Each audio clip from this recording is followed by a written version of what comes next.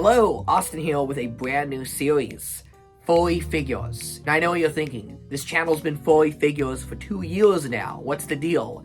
Well, the way I've done it is kind of just on a figure-by-figure basis, right? Sometimes I'll spend like a half hour yapping about one figure, and it's not really a comprehensive resource for collecting furry figures. If you go by my videos, it would take you years because I yap and talk so much.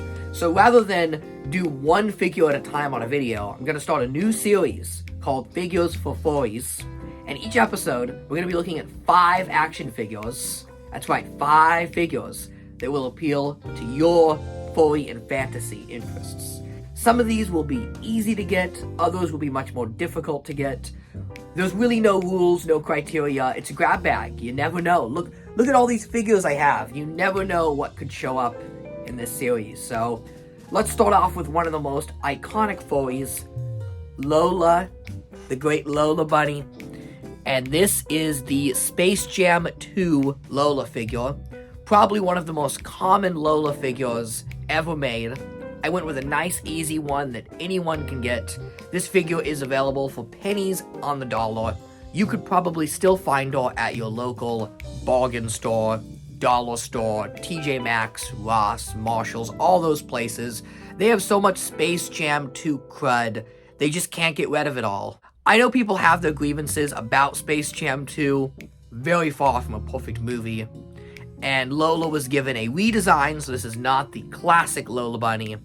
But hear me out, I'm a big fan of this figure.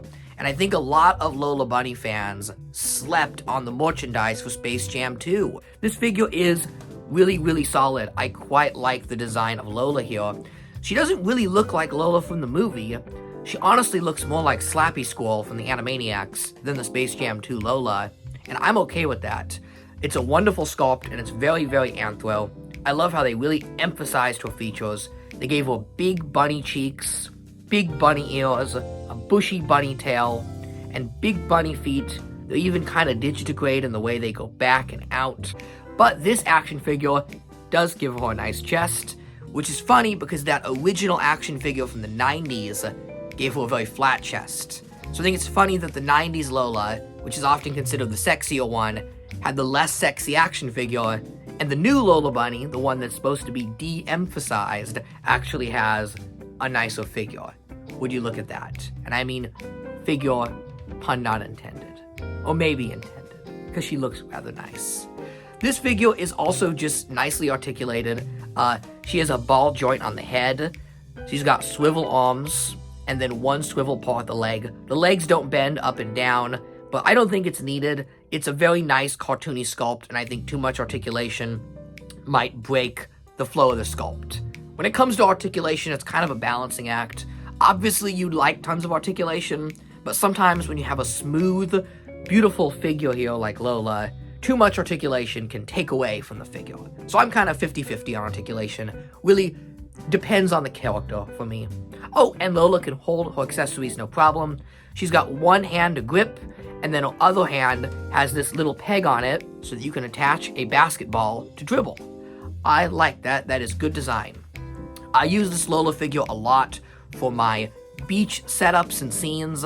You see I have a little display behind me. I like to just put a bottle of soda right here.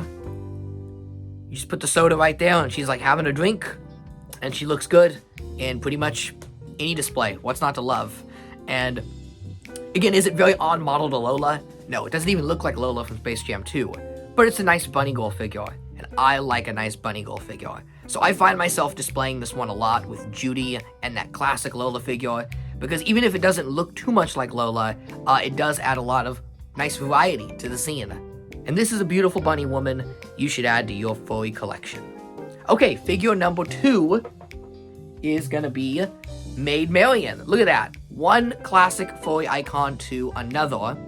This is the brand new Maid Marian pop vinyl that came out at Barnes & Noble, and I believe Target stores may be getting her, and Box Lunch. But don't quote me on that, because I've only seen her at Barnes & Noble. This one is easy to get, though. I just took a couple of stores, and I found her. No problem. I've seen everyone in this wave except Robin Hood himself. he may be a little more difficult to get.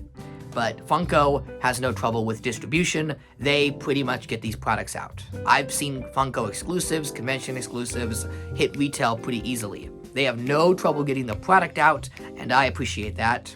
This figure runs for about $12, so she's not that expensive either. And this is a very nice Maid Marian figure. Maid Marian was underrepresented for a long time in Robin Hood merch. Well, Robin Hood in general has been underrepresented, but with the 50th, Disney and Funko have really been cranking a lot more lately. You go to downtown Disney, I'm lucky enough to live close to Disneyland in Anaheim, and they suddenly have a lot more Robin Hood merchandise. We're seeing reusable cups, bags, all sorts of stuff. So it was only a matter of time before we got some new figures. And I'm not huge on Funko Pops. I don't really do the stylization. I like a figure to look like the character. But I really can't complain here. This looks exactly like the character. The colors and sculpt are flawless. They actually got her headdress thing with her ears, like really, really solid. Sometimes some sculpted Maid Marian figures make this look a little blobby or they lose the shape of the ears. Funko did a stellar job in capturing the look of that.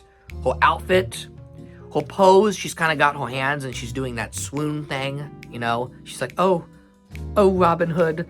And that's just a perfect pose. So even though she's not articulated, she is posed exactly how you'd want to pose her. And the face sculpt for Funko is really damn good. You don't see Funkos too often that have a full mouth, nose, eyebrows. There's no creepy, like, mouthless feature like some of the Pops have. This one captures her well. And maybe this is a turning point for Funko because I've noticed some of their new Pops look pretty good. I was digging around in the Pops and I'm like, hey, they're getting a lot better at this. So maybe, it took a decade, but Funko's finally got their groove, and they're making nicely sculpted vinyl figures. It's a little stylized, but I don't mind it at all because all the details are here, and it does look like the character.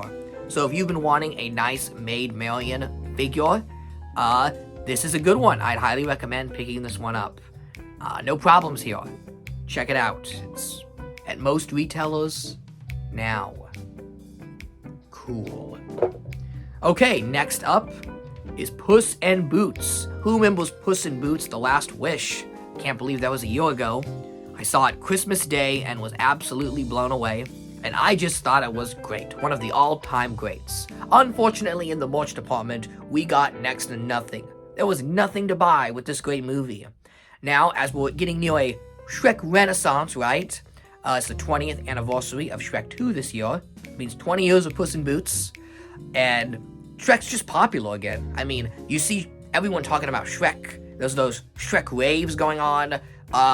Universal is finally catching on to that and releasing some great new Shrek merchandise this year.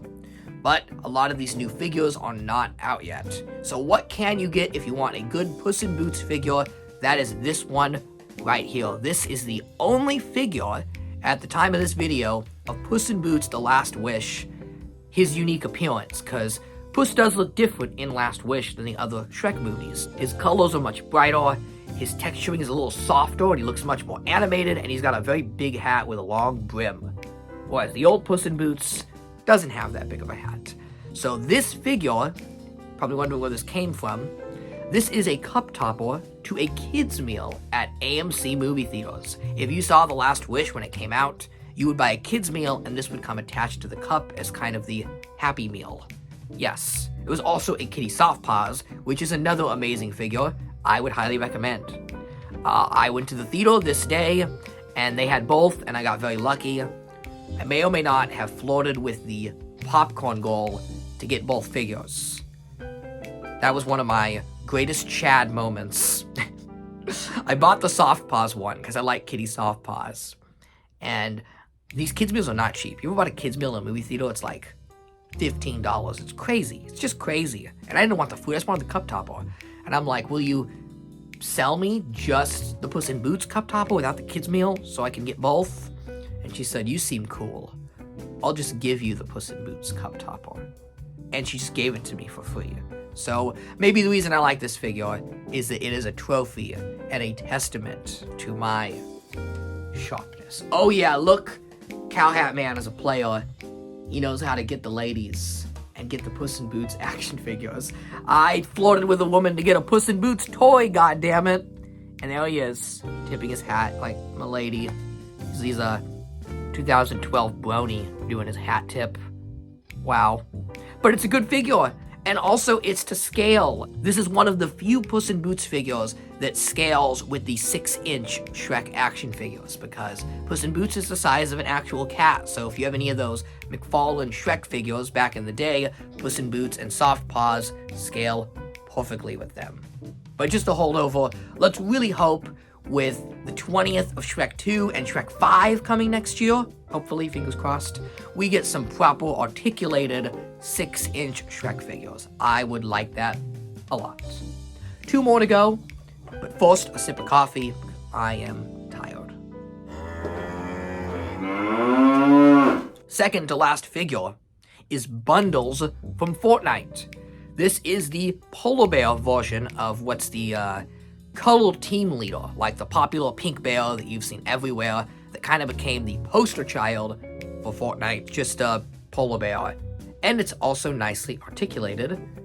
You get all the good articulation so she can strike any number of poses. And I just liked the fur detail on her body. There's very good sculpting work. Each piece of fur, nicely sculpted. A nice figure, a very nice figure. I like her little pink scarf. Reminds me a little bit of Narnia. I like how expressive the face is. It doesn't kind of have the derpy look of the cuddle team leader. She's kind of got this anime expression going on with the little symbol, and I think that's neat. A very fun figure. Unfortunately, pretty difficult to find. There was a whole Christmas wave of Fortnite action figures, and I am no stranger to Christmas action figures. I love me some Christmas-themed figures. But these were tough to find. I looked in the Christmas department over and over again. I checked the figure aisle and nothing. I don't know what's going on with this Fortnite figure line, but the distribution on these sucks. It's terrible. And there's some really cool figures I would love to have. There's a monkey girl, there's a polar bear guy, all sorts of fun anthro characters. But they're shipping to, like, Canada only. You Canucks are very lucky. You get the cool Fortnite furry figures. This one was supposed to receive a mainstream United States release, but here in California, we got zilch, nada. I never saw this toy. I do toy runs maybe 3 or 4 days a week. I always check the toy aisle when I go to the store. Anywhere, I go to the store just to check the toy aisle. Never saw this figure, not once. I was driving through Arizona. I was actually going to FurCon, and I found this figure deep within the bowels of Maricopa County in like a Walmart in the middle of nowhere, and she was on clearance. And that is such a shame. This is something I see a lot with retailers now, especially Walmart. They have no proper inventory system, no proper care for stocking the shelves, and new product just goes straight to the clearance aisle. They'll take an entire new case of action figures and discount them to like $3 and throw them on the clearance. I don't know why that's happening. That can't be making anyone money. It can't be making anyone happy. It just seems like a mess. So I found this figure on clearance during Christmas time, and it's just like, what? This should be stocking now. This should be stocked in stores. I mean, it's still winter themed. It could still go on the shelf after Christmas. It's not, distinctly Christmas. Unfortunately, this isn't something you can exactly go to the store and pick up unless you live, somewhere near the center of Maricopa County, Arizona. In that case, check your Walmarts. You might find them for a couple bucks on clearance. But if not, you will have to hit the eBay secondary market for this one and pay a premium, which sucks. So do I recommend the premium price? Probably not. But if you do see this figure, pick it up. Also, if you have a female fursona, this looks like it'd make a pretty good base for a custom action figure. It's just a generic, mostly nude female furry buck. So if you've got a chick furry that you want to make as a figure with some nice curvature, you could use this as a base. You could basically make any animal out of this. Not too shabby. Need that energy. Final figure. I wanted to go with something a little different, a little unorthodox, and not a traditionally popular furry character. But I wanted to get a figure that was cheap, is in stores now, and that you can get, and that really, really impressed me. And that's this dude right here. the owlbear from Dungeons & Dragons. So if you're a furry, you've role-played at some point, and you've played D&D at some point. Don't be shy. We've all done it. D&D is awesome. It's a great game. Look at all my fantasy D&D figures I have up here. I love a good role-play. But D&D has never had truly amazing action figures. Hasbro really tried last year with the Honor Among Thieves toy line that kind of sucked. This line was a huge disappointment. I was so excited for these figures when they were announced because Hasbro said that they would be doing all of Dungeons & Dragons. And I'm like, all of D&D? Does that include monsters and creatures? And we did get the cartoon characters, which I thought was cool, but I was really thinking we would get something similar to the 80s toy line with minotaurs and dragons and harpies and satyrs and gorgons, medusas, all those types of creatures, but all we got were a bunch of boring humans, and that just sucks. It's like if you made a Jurassic Park toy line and didn't make any dinosaurs and just made the humans. Nobody actually wants the humans for the Jurassic Park dinosaurs. We just want awesome dinosaurs. So this D&D line was so boring. It's just people in beige clothing, and it is just a giant yawn. Now, near the end of the line, there was a second wave that began to dip into those monsters. We got the Beholder, a couple others, and we got this owlbear that did ship to some targets. Not all, but some got this second wave. And it's such a shame because this figure shows the potential of this line. This is what we wanted right from the beginning. This is a beautifully articulated and sculpted figure of the classic owlbear from Dungeons & Dragons. And I like this toy a lot. He's big, he's chunky, he's sturdy, he doesn't feel like he's gonna break, and he can even transform. See if I can show you here. He goes from his kind of feral owl form, and then you lean him up and he becomes anthro, and he stands on his hind legs and his head leans down, and he becomes an anthropomorphic character, which is awesome. Really, really cool.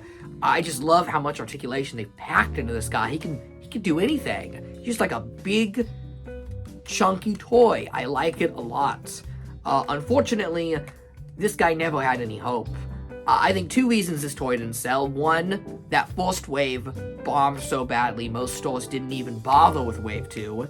And secondly, this guy comes in a very boring flat box. He actually comes in pieces and you have to build him. And he comes in a very thin package with an illustration of the character. And you really don't know what this figure looks like. I kind of got this figure blind. I was expecting something small, kind of pre-posed, because it was such a thin box, and I had all these pieces, and I built him, and I'm like, whoa, this is freaking cool. So I think the packaging may actually be a big reason on why collectors and kids didn't buy this, because I'm imagining like this, if this was put in a box, a clear box, or just a card, you could fit this guy on a blister card. McFarlane does it. Stick this guy on a card, for $40, people would be like, whoa, that's cool. But in pieces sold like a model kit, it was never gonna sell because you can't see the toy. You have to see the toy. What a shame, what a shame. It looks like the D&D line is over and we're not gonna be getting no satyrs, no gorgons, no minotaurs. We didn't even get a mimic. Yeah, not even a mimic toy. What a shame. But at least we got the cool owlbear toy. You could find this guy at Target on clearance for about $12 to $13, no joke, and he is so worth it. This is such a great figure. Pick this guy up. Some Targets are also liquidating these to Ross stores, so if you live near a Ross store, I don't think Ross is national. I think they may only be on the West Coast, Arizona, Nevada area, but if you have a Ross store near you, check that. They are also getting the D&D figures for pennies on the dollar. So this is one you'll want to pick up. I think in a few years, this guy is going to be pretty pricey when people realize how cool he is. So that concludes episode 1 of Figures for Furries. Tried to do a little bit of everything, some vinyl figures, some articulated action figures of all of our favorite furry and anthropomorphic characters. This show could go on a long time. As you see, I have a lot of figures. I love figures. And I could talk about figures of furry and anthro characters for hours. So if you want to, let me know, what figures would you like to see covered on this show? Are there any characters you're curious out there have figures?